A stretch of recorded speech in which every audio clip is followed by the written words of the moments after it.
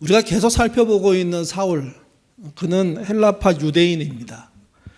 헬라파 유대인들은 히브리파보다 개방적이라고 보시면 맞습니다. 그러니까 히브리파 유대인들은 자기 땅에밖에 살아본 경험이 없는 사람들인데, 헬라파는 이방 땅에서 오랜 시간 살았고요. 그래서 언어도 대부분 이중 언어를 쓸 수 있는 그런 어떤 문화적인 능력을 갖고 있는 사람들이죠. 그리고 그들은 히브리파 유대인들보다 훨씬 이방인들에 대해서 개방적입니다. 그런데 사울은 되게 독특한 사람입니다. 헬라파 유대인인데, 그래서 이방인들과 가까울 거라고 생각했는데 그가 추구하는 방향은요, 정통 유대인이 되고 싶은 거였습니다. 그래서 히브리파 유대인들의 중심에 있는 사람들의 밑에서 일하려고 정말 노력하죠. 그러니까 헬라파로 컸는데도 불구하고 엄청 폐쇄적인 유대 중심주의로 살려고 했던 사람인 겁니다. 하나님께서 그를 강제로 부르셨습니다. 사울의 부름은 절대로 동의하에 부른 게 아닙니다. 그의 의지를 꺾어버린 겁니다. 무너뜨려버린 겁니다. 어쩌면 그의 정신세계는 그때 한번 죽었습니다. 그러니까 강제적인 부름을 받고 난 다음에 그는 알게 됩니다. 하나님이 자기를 꺾으시면서 이방인의 선교사로 삼으셨다고.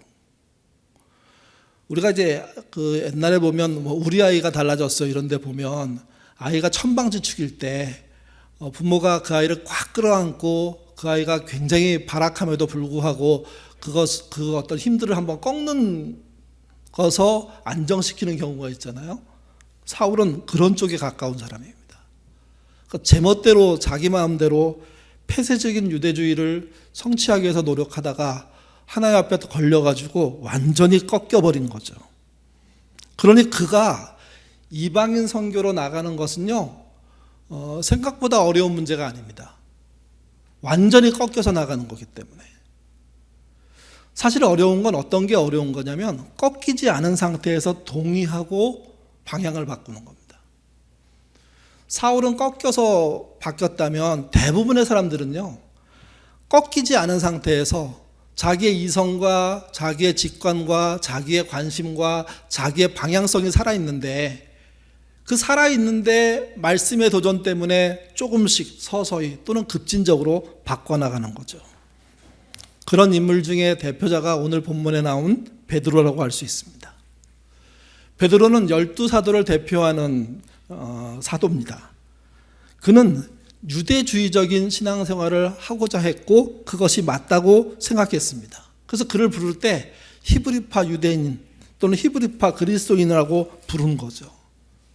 그런데 그가 오순절 성령을 맞이하고 난 다음에 서서히 깨닫게 됩니다. 그러니까 사울은 급격하게 깨달았다면 베드로나 12사도나 또 그 밖에 예수님을 살아생전에 보고 따라다녔던 십자가 사건을 경험했던 사람들은요, 서서히 바뀝니다.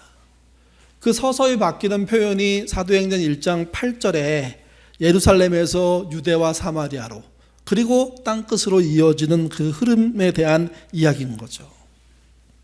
여러분, 사울이 힘들었을까요? 베드로가 힘들었을까요? 사울은 단번에 힘들었다면 베드로는 장시간에 걸쳐서 힘듭니다. 그러니까 누가 힘들다, 누가 더 힘들었다 이렇게 말하기는 참 어렵지만 무언가를 바꾸고 방향을 트는 문제는 모두가 힘든 겁니다. 우리 교회가 이제 올해 아둘람 새로 재편하잖아요. 이게 얼만큼 재편하느냐에 따라 교회적으로 힘드냐 안 힘드냐가 결정될 겁니다. 만약에 원하는 사람만 바꾸고 나머지 사람들은 원하는 대로 그냥 그대로 있다고 하면 아무 갈등도 없겠죠. 근데 여러분, 교제가 확대된다는 면에서 생각해 보면 그것처럼 나쁜 건 또 없습니다. 반대로 강제적으로 우리 한 70% 바꿉시다 그래갖고 대폭의 막 수정을 해버린다고 하면 모두가 힘들겠죠. 쉬운 일이 아닐 겁니다. 근데 만약 결과적으로 그게 잘 진행된다면 우리가 정체되어 있다고 말하는 교제권의 확대가 일어날 겁니다. 요즘 저희 교회 경조사를 보면 아는 사람한테만 가고 모르면 전혀 모르게 되는, 그래서 예전처럼 교인의 5, 60%가 움직이는 경조사가 아니라 20%가 움직이는 경조사가 돼버렸거든요.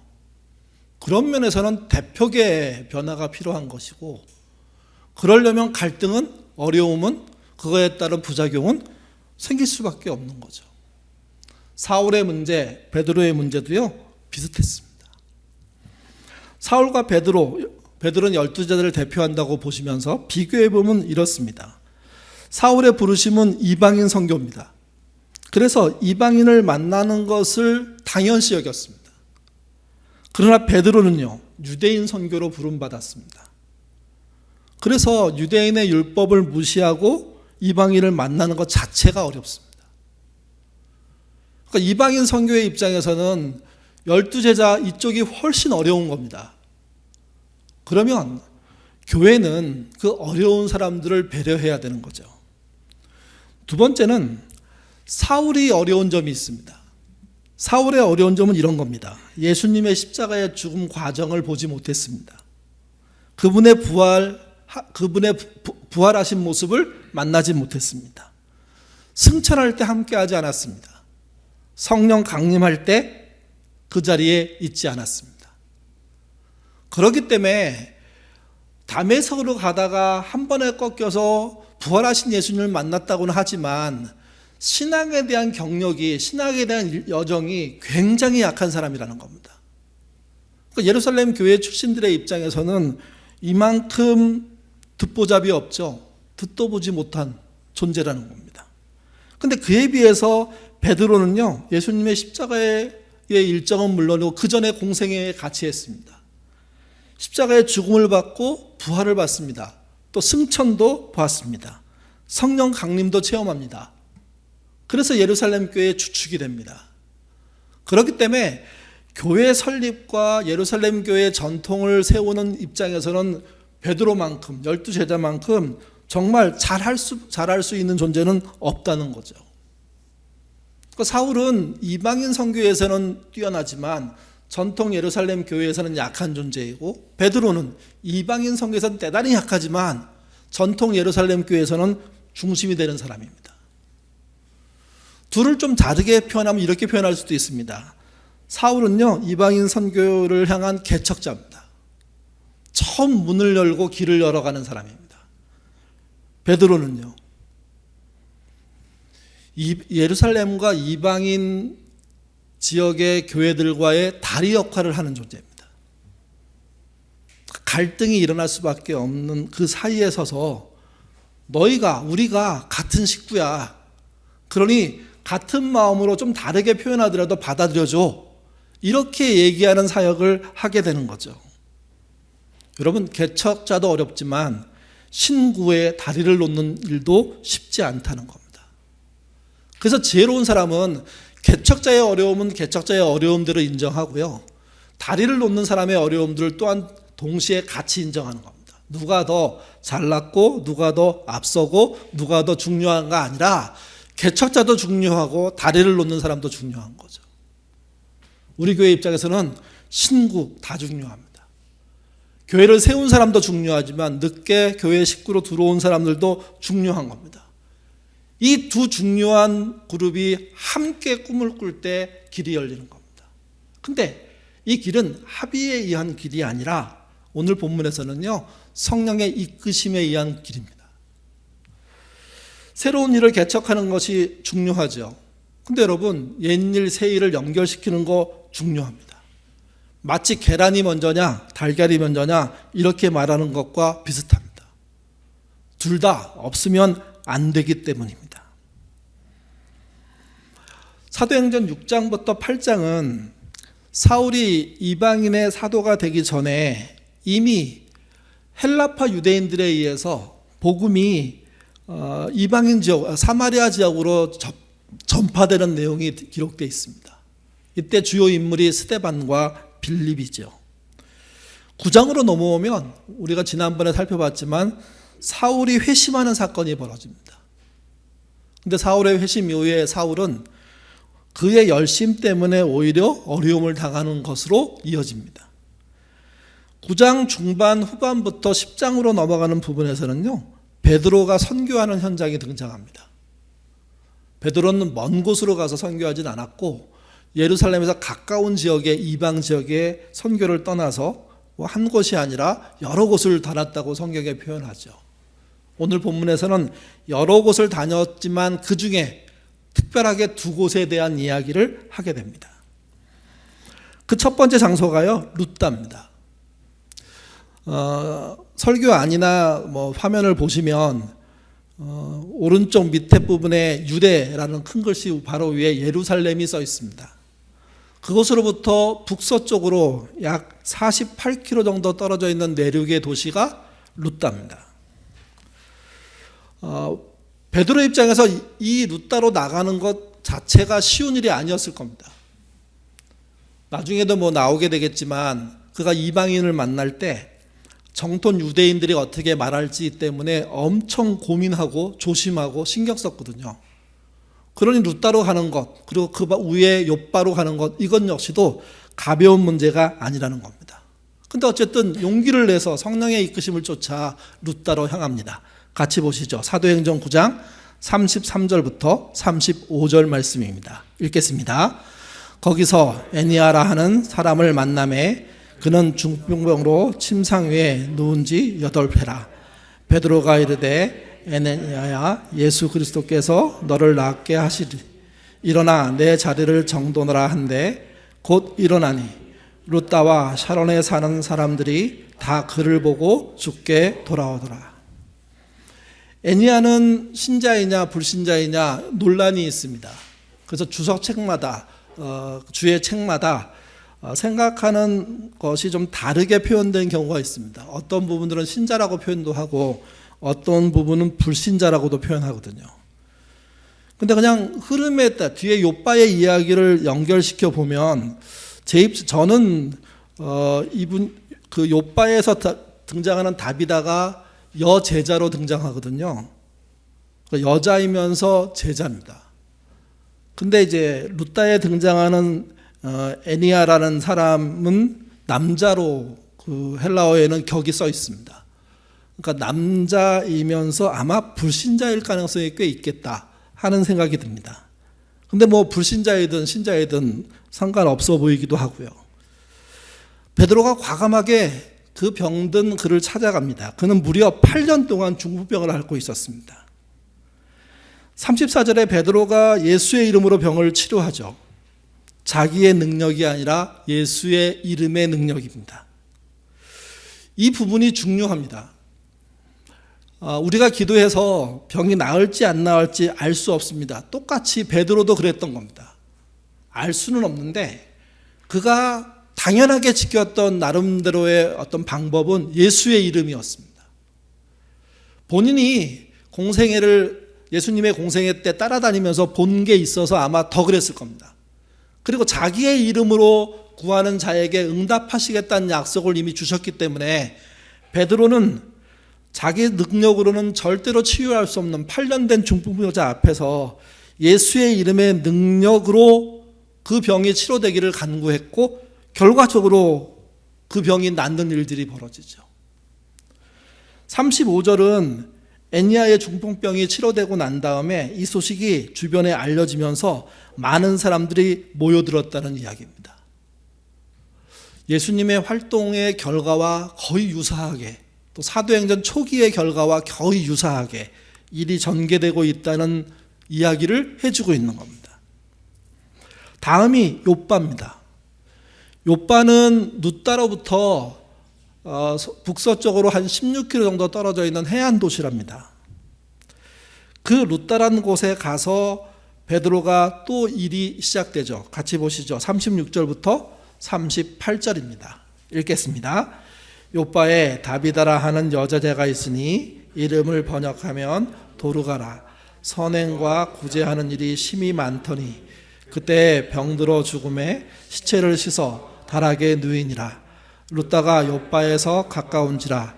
제자들이 베드로가 거기 있음을 듣고 두 사람을 보내어 지체 말고 와 달라고 간청하며. 36절에 다비다는 여제자로 되어 있습니다. 또 다비다의 뜻은 사냥 또는 영양이란 뜻입니다. 당시 여성들의 이름을 양에 비추어서 지었던 경우들이 많은데 그 중에 한 예가 다비다 또는 도르가는 다비다를 헬라어로 번역한 건데요. 그 다비다란 이름입니다. 그러니까 다비다는 헬라파 유대인이라고 보는 게 맞겠죠. 그 오순절날 아마 방문했다가 성령 충만한 제자들을 만나서 예수의 제자가 된 사람으로 볼 수가 있습니다. 근데 특이한 게 있습니다. 이 여자분이 구제에 직접 나섰고 그 구제로 인해서 주변 사람들로부터 굉장히 칭찬을 받는 사람이었다는 겁니다. 오늘날 구제에 나서는 여성들이 한두 명이 아니죠. 우리 교회도 우리 교회 전체 역사를 보면 아마 모아송 권사님이 거의 그 일을 맡다시피 하고 내려놓으려고 하다가도 또 다시 맡고 할 만한 부분이 안 보이니까 다시 또 하고 하면서 지금까지 하고 계시는 것처럼 여기 등장하는 다비다라는 이 여성은 구제에 나섰는데 근데 그 시대가 여자가 어떤 일에 주도권을 쥐는 시대가 아니라는 겁니다. 지금도 남녀 차별이 있는데 그때는 남녀 차별은요 상상을 초월할 수 없을 정도의 크기로 벌어진 차이거든요. 그러니까 여자가 누군가를 돕는 일에 나섰다는 자체가 불경스러운 일이고 그것 때문에 오히려 책잡히고 그것 때문에 오히려 공격당할 수 있는 건데 그러면 여기 등장하는 다비다는 그 어려움들을 모두 이겨내고 인정받았다는 거죠.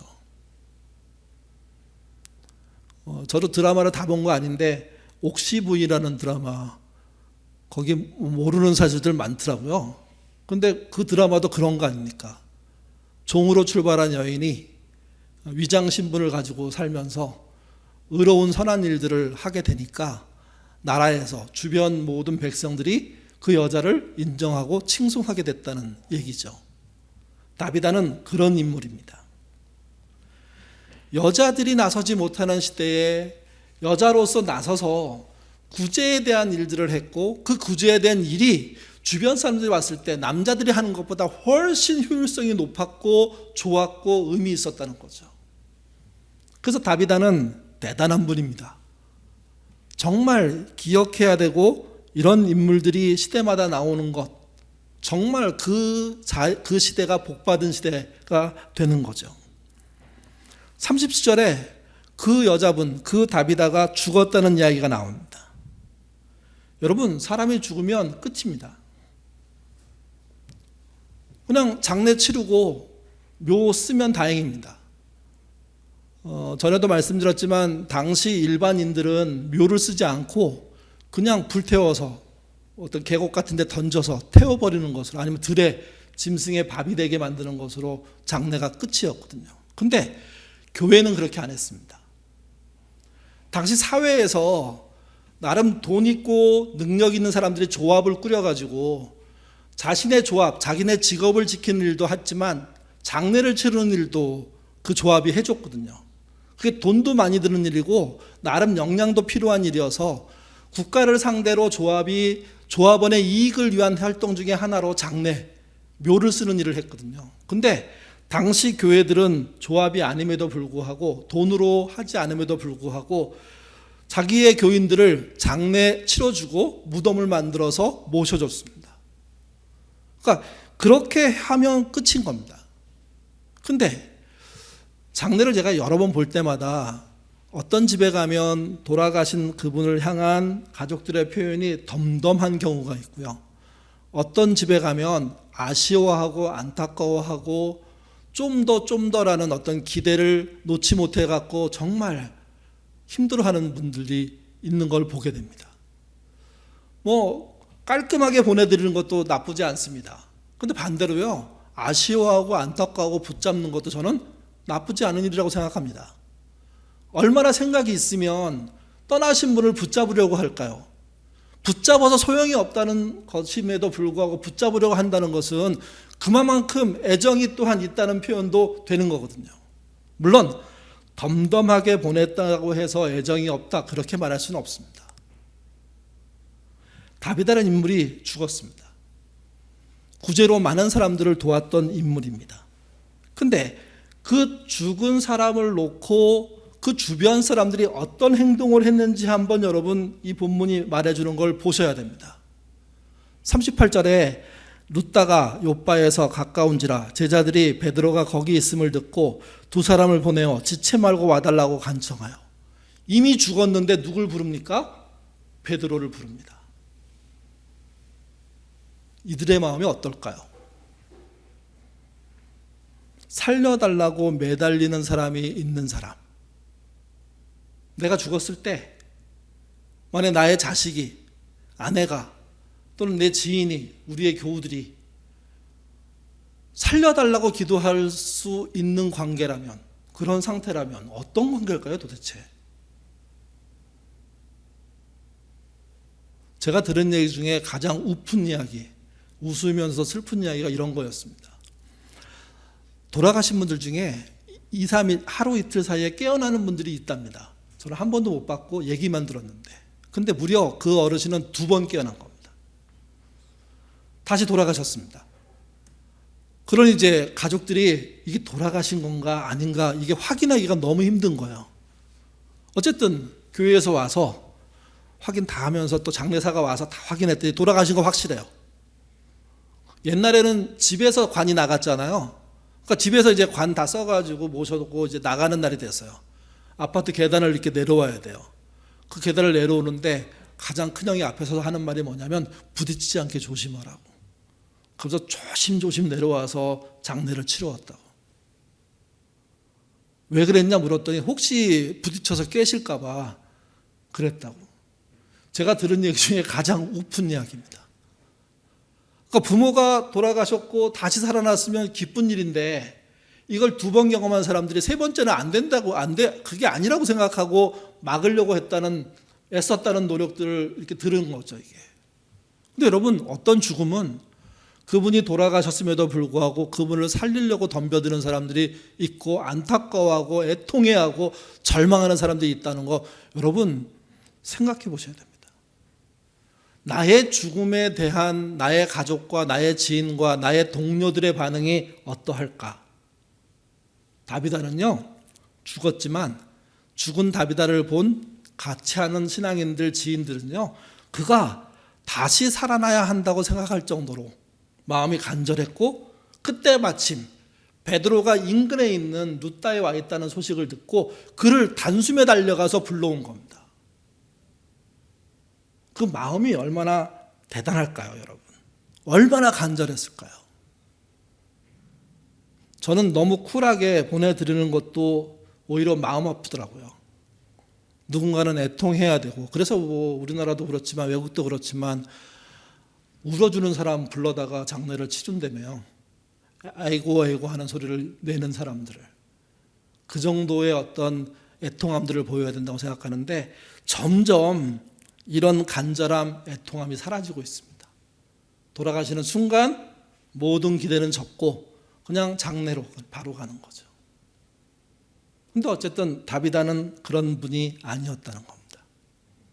주변 분들이 이분은 살아야 돼, 이 정도의 마음을 가지고 16km 떨어져 있는 룻다에 베드로를 찾아가서 강제로 끌고 오다시피 데리고 온 겁니다. 그리고 살려달라고. 말씀을 보겠습니다. 40절부터 42절 말씀입니다. 읽겠습니다. 베드로가 사람을 다 내보내고 무릎을 꿇고 기도하고 돌이켜 시체를 향하여 이르되 다비다야 일어나라 하니 그가 눈을 떠 베드로를 보고 일어나 앉은지라. 베드로가 손을 내밀어 일으키고 성도들과 과부들을 불러들여 그가 살아난 것을 보이니 온 욥바 사람이 알고 많은 사람이 주를 믿더라. 베드로를 부르지 않았다면 다비다가 살아난 일도 없습니다. 베드로를 불렀던 그 간청과 16km를 단숨에 달려가서 모시고 왔던 그 열정과 대단한 관심이 있었기에 베드로라는 존재가 다비다 시신 앞에 앉게 된 거죠. 베드로가 어떻게 살렸는지도 중요하지만 어떻게 이 상황이 벌어졌는지도 중요합니다. 오늘날 가족의 관계도 그렇고요, 신앙인의 관계도 그렇고요, 대면대면이 일반적입니다. 가족임에도 엄청 떨어져 있는 관계들이 많이 생겨나고 있고, 친양 동료 안에서도 그냥 애당초부터 거리두기로 세워진 관계들이 너무 많은 거, 이거 보통 일이 아니라는 겁니다. 안타까운 일이고 아쉬운 일입니다. 쿨하고 신사적인 게 아니라 서로에게 정말 애증으로 생긴 그런 안타까움들이 없는 사이들이 일반적이라는 거죠, 이게. 여러분, 그쪽 방향으로 가고 있는 게 우리라면 우리는 좀 생각해 봐야 됩니다. 우리가 선망하고 있는 초기 교회 공동체의 모습 중에 한 가지는 죽은 사람까지도 살려달라고 매달리는 사람들이 있는 교회였습니다. 다비다는 그런 은혜 때문에, 그런 관심 때문에, 그런 집요한 노력 때문에 결국은 베드로에 의해서 다시 살아나는 경험을 하게 되는 놀라운 일이 벌어진 거죠. 40절은 베드로가 죽은 사람 앞에서 기도했다고 얘기합니다. 자기 능력이 아니란 뜻입니다. 그리고 다비다야 일어나라 이렇게 선포했답니다. 이건 아마도 마가복음 5장과 누가복음 8장에 나와 있는 예수님이 야이로의 딸을 살릴 때 소녀야 일어나라 달리다고 했던 거하고 연관되어 있는 것으로 보입니다. 예수님이 하셨던 것처럼 그는 따라했을 뿐이라는 거죠. 간절한 기도를 통해서 간절하게 살아나기를 원하는 그 마음으로, 그 열망으로 자기를 불러왔으니 그 열망에 본인은 반응하듯 예수의 이름으로 그 일을 해낸 거죠. 근데 진짜 살아난 겁니다. 오늘날 이 본문의 핵심은 저는 이렇다고 생각합니다. 살아나는 문제는 우리 문제가 아닙니다. 근데 간절한 기도는 우리의 문제입니다. 또 간청의 문제는 우리의 문제입니다. 우리가 간청하고 누군가를 붙잡고 지켜주려고 하는 사람인지, 그래서 간절하게 기도하는 일들이 가능한 사람인지 이걸 지켜봐야지, 나았냐 낫지 않았냐, 살았냐 죽었냐, 이 문제는 두 번째 문제라는 거죠. 기적은 그 결과적으로 하나님이 하시는 일이라면 하나님 손에 맡겨진 일입니다. 근데 사람의 손에 맡겨진 일에 대해서 우리가 아무것도 하지 않으면서 대충 구하면서 살려달라고 얘기하는 식의 간절한 소망, 기도, 노력, 이런 게 없는 삶, 이게 우리에게 가장 큰 문제라는 거죠. 심지어는 자기 병에 대해서도 그런 경우들이 많습니다. 자녀가 직장에서 쫓겨나면 기도해달라고 하지만 자녀가 믿음에서 멀어지면 기도해달라고 하는 말을 못 듣게 되는 세상입니다. 직장에서 쫓겨나는 게 오히려 더 멀고 믿음에서 떠나는 게 훨씬 커야 되는데, 믿음에서 떠나는 건 그럴 수 있는 일이고 직장에서 떠나는 거는, 직장을 빼앗기는 것은, 쫓겨나는 것은 엄청난 일이라고 생각하는 겁니다. 뭐가 간절함의 이유이고 무엇 때문에 간절히 기도해야 되는지 완전히 뒤섞여 있습니다. 믿음은 없어도 돈 많이 벌면 안전하다고 생각하는 겁니다. 그리고 그 안에 하나 더 붙이죠. 언젠가는 돌아올 거라고. 근데 여러분, 다비다 사건을 통해서 알 수 있는 건 간절하게 매달리는 사람이 있었고, 그 간절하게 매달리는 사람들이 무려 16km를 정신없이 달려가서 가장 빠른 속도로 이동해서 베드로를 모시고 온 겁니다. 무려 32km를. 이게 하루 안에 가능했을까요? 근데 하루 안에 가능하도록 해냈겠죠. 더운 지방에서 시신이 썩고 있는데 그 간절함이 베드로를 다비다 앞에 앉혔습니다. 베드로는 불려와서 한 일이 그겁니다. 기도하고 예수님이 하셨던 것처럼 선포한 일을 한 겁니다. 그랬더니 기적이 일어난 겁니다. 계속 말씀드리지만 기적은 하나님의 일입니다. 근데 여러분, 간절한 소망을 가진 사람들이 만든 일 아닙니까? 그를 믿고 또 간절히 기도했던 베드로가 역할을 한 거 아닙니까? 아무 역할도 아무 힘도 없다고 말하더라도 진짜 아무 역할도 아무 일도 없는 걸까요? 지금의 아쉬움은 이런 열심과 열정으로 매달리는 것을 하지 않는다는 겁니다. 금요일 밤에 나와서 기도하시는 분들은 그래도 이런 마음으로 간절하게 매달리는 게 있을 거라고 생각합니다. 그 간절함이 하나님의 은혜를 통해서 이루어지시기를 바랍니다.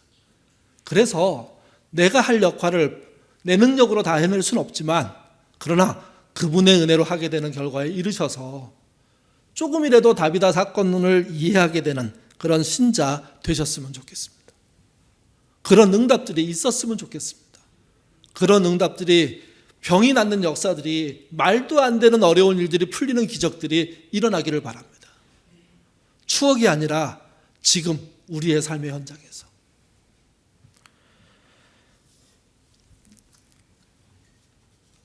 그림 한 절을 보여드리도록 하겠습니다. 더 할 얘기가 있는 것 같은데 넘어가네요. 초현실주의 작가라고 하는 느네 마르리트라는 사람이 그린 그림입니다. 보신 분들 있을 겁니다. 이분의 다른 그림 중에는 이렇게 이제 남자가 이렇게 연미복 같은 거 입고 모자 이상한 거 쓰고 이렇게 공중에 떠 있는 그림들 있잖아요. 이 사람이 그린 그림입니다. 이 그림을 제가 몇 주 전에 읽는 책에서 이렇게 설명하더라고요. 이 그림이 제목이 뭐냐면 헤겔의 휴가입니다. 헤겔은 아주 유명한 정반합, 그러니까 어떤 것에 이렇게 뭐라 그러나요? A라는 의견이 생기면 반대 의견 B가 생기고 A와 B가 서로 충돌하면서 C를 만들어내는, 또는 A-를 만들어내는, 또는 B-를 만들어내는 이런 방식의 흐름을 변증법이라고 하는데, 그것을 철학적으로 설명해낸 아주 위대한 철학자거든요. 근데 이 그림의 제목이 헤겔의 휴가입니다. 늘 머릿속에 철학적인 사고가 뱅글뱅글 돌고 있는 그 사람이 언제 쉴까? 저는 그렇게 이 제목을 보면서 이렇게 이해를 했습니다.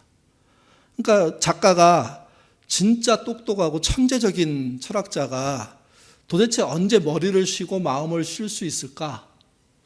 그거를 그림으로 표현한 거라는 겁니다. 그림으로. 해설이 참 많습니다. 왜 그러냐면 작가는 해설을 해주지 않으니까 이 그림을 본 사람들이 다 상상해서 해설하거든요. 그래서 저도 그림 해설을 여러 개 읽으면서 저도 해설이 하나 가능하다고 생각해낸 게 하나 있습니다. 우산은 비를 막는 거잖아요. 근데 이게 왜 컵하고 연결이 되어 있을까요? 그리고 이게 왜 휴가일까요? 컵에 물이 들어 있습니다. 우산도 물을 방어해낼 수 있지만 컵도 자기 방식으로 물을 담아낼 수 있습니다. 또는 방어할 수 있다는 겁니다. 우산의 물은요, 우산은 물을 배타적으로 방어합니다. 떨어지면 튕겨내는 방식으로, 흘러나가게 하는 방식으로, 안으로 못 들어오게 하는 방식으로 배타적이죠. 컵은요, 수용적입니다. 자기의 그릇으로 담아버립니다. 그러니까 철학자가 만약에 비를 잘 처리하는 방법을 생각하고 있다고 했을 때 우산, 그것은 상식적인 답이고 모두가 이해하는 답인데 철학자라면 한 걸음 더 나가야 된다는 거예요. 그래서 방어적인 방식의 물을 대처하는 방식만이 아니라 수용적인, 품어버리는 방식이 하나 더 분명히 찾아낸다면, 그러면 두 가지로 인해서 철학자는 쉴 수가 있다는 거 아닐까? 그건 제 해석입니다. 제 해석. 그러니까 인생에 살다 보면 배타적인 방법으로 문제를 푸는 사람들이 있죠. 또 반대로 수용적인 방법으로 문제를 푸는 사람들이 있습니다. 배타적인 방법 따로, 수용적인 방법 따로, 이렇게 하면 각자 방법은 되겠지만 좀 더 나은 방법은 아니라는 겁니다. 더 나은 대안은 아니라는 겁니다. 헤겔이 더 나은 대안을 찾는 사람인데 한쪽에 치우치는 대안이 된다는 거죠. 그러니 헤겔을 휴가 보내려면, 쉬게 하려면 두 가지의 대안을 동시에 쓸 수 있는 것, 이게 길이라는 겁니다. 이게. 그래서 배타적인 것 플러스 수용적인 것을 한 자리에 말도 안 되게 놓은 거죠. 그리고 둘을 연결시켜 버리는 겁니다. 저는 배타성과 수용성의 연결이 가능한 것이 교회라고 생각하고 목회하고 있습니다. 진보와 보수가 함께 있을 수 있는 것이 교회입니다.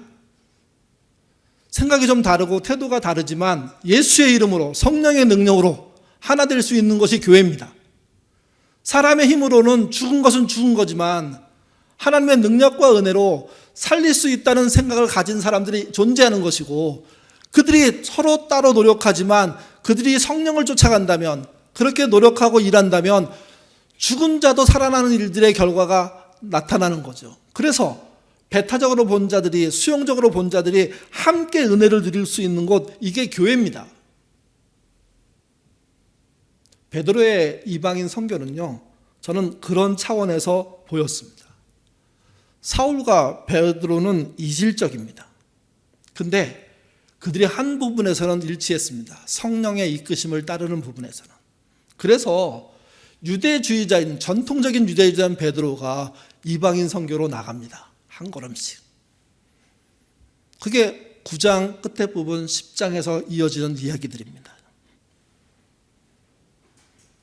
사울은 매우 적극적으로 이방인 선교에 나갔다면 베드로는요, 소극적이지만 꾸준히 천천히 가까운 데부터 조금씩 멀리 나가고 있고, 그 나가는 자리에서 성령의 도우심을 통해서 8년 된 중풍병자가 낫는 경험도 하고, 심지어 죽은 다비다가 살아나는 경험도 하게 되죠. 그리고 다비다를 살리기 위해서 자기를 찾아온 정말 열정적인, 다비다를 사랑하는 그런 지인들에 대한 이야기, 그들이 갖고 있는 신앙들에 대한 이야기도 그가 알게 되는 겁니다. 여러분, 모든 교회에는요, 신구가 있습니다. 설립 멤버가 있고 새로운 멤버들이 있을 수밖에 없습니다.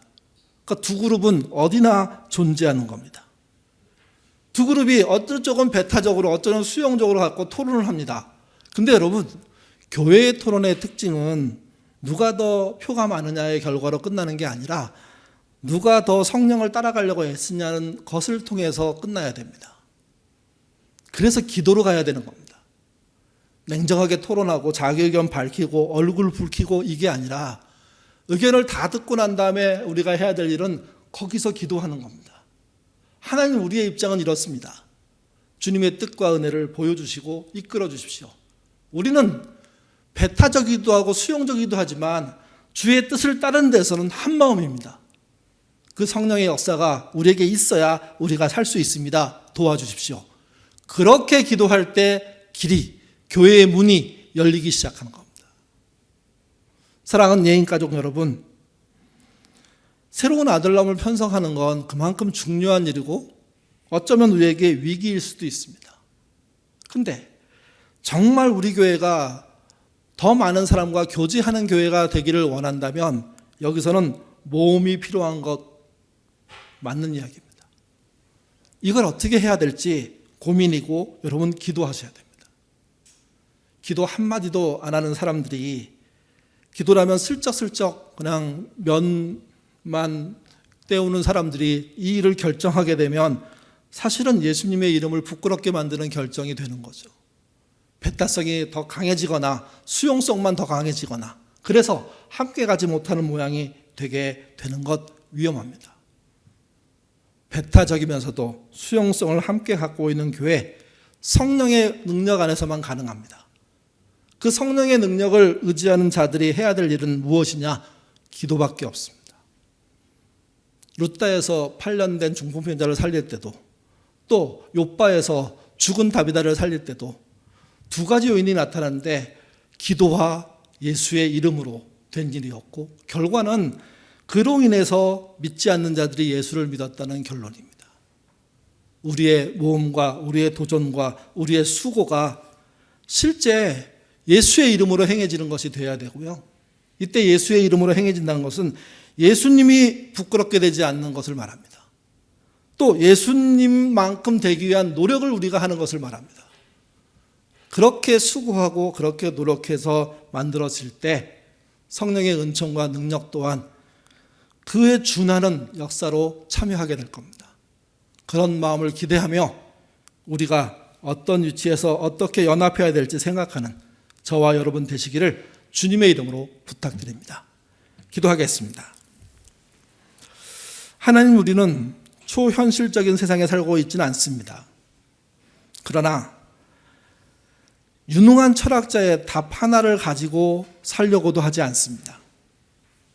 신자이기에 예수님의 뜻에 따라 살고자 하는 게 우리들의 방향성입니다.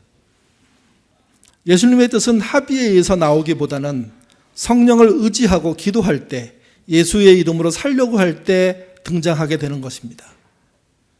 예인의 성도들이 어울리지 않았던 사울과 베드로가 함께 서로의 좀씩 다른 방식으로 이방인 선교에 나섰던 것처럼 우리도 서로의 위치와 처지에 따라 다른 입장과 다른 생각을 갖고 있지만 그러나 성령의 인도하심을 쫓아 진짜 교회가 가야 될 방향을 찾는 그런 일에 참여하는 우리가 되도록 인도하여 주옵소서. 그래서 우리 안에 있는 배타성과 수용성들이 함께 어우러지면서 한 방향이 되는 그런 은혜가 있도록 도와주옵소서. 특별히 저 아버지 오늘 본문을 통해서 다비다의 사건을 보며 참 많은 생각을 하게 됩니다. 다비다가 죽었는데 그 시대에 여자가 죽으면 정말 남자가 죽은 것보다 훨씬 더 못하게 장례를 치렀는데 근데 그 죽음에 대한 안타까워하는 사람들이 한둘이 아니었다는 겁니다. 살릴 수 있다는 믿음을 가지고 베드로를 찾아가서 살려달라고 간청했던 그 열정과 수고가 있었던 삶, 그 삶의 주인공이 다비다란 사실을 기억하게 됩니다. 우리의 죽음 또한 어떻게 남들에게 비칠지 생각하는 시간 될 수 있도록 도와주시고 또 내 앞에 벌어진 나의 가족과 나의 동료들의 죽음을 놓고 나는 얼마나 간절한지 다시 살아나야 한다고 생각할 정도로 소중한 사람은 없는 건 아닌지 살펴보는 우리가 될 수 있도록 인도하여 주옵소서. 우리가 죽었을 때 많은 사람이 애도하고 더불어 더 그 안에 있는 몇몇 사람들은 죽어서는 안 된다고 생각할 정도의 그런 간절함을 갖는 그런 삶을 살아야 하는데 과연 우리가 그런 삶을 살 수 있을지 걱정입니다. 그러나 다비다의 모습을 보고 그런 삶도 있다는 사실을 알고 내 죽음에 대해서 깊숙이 생각하는 그런 신자 되도록 인도하여 주옵소서. 예인교회도 그런 교회 되기를 원합니다. 서로의 안타까운 모습에 정말 간절해지는 교회, 서로를 수용하고 서로를 포용하기 위해서 애쓰는 교회. 그래서 진보와 보수, 배타성과 수용성이 함께 성령 안에서 공존하는 교회, 기도로서 서로 융합되고 정말 하나님의 능력과 권능으로서 그런 길들을 찾아가는 교회 될 수 있도록 주님 인도하여 주옵소서. 흐름이 아니라 예수를 따름입니다. 유행이 아니라 성장이 아니라 예수와 함께하는 삶 사는 예인교회 되도록 도와주옵소서. 감사하며 예수님 이름으로 기도드립니다. 아멘.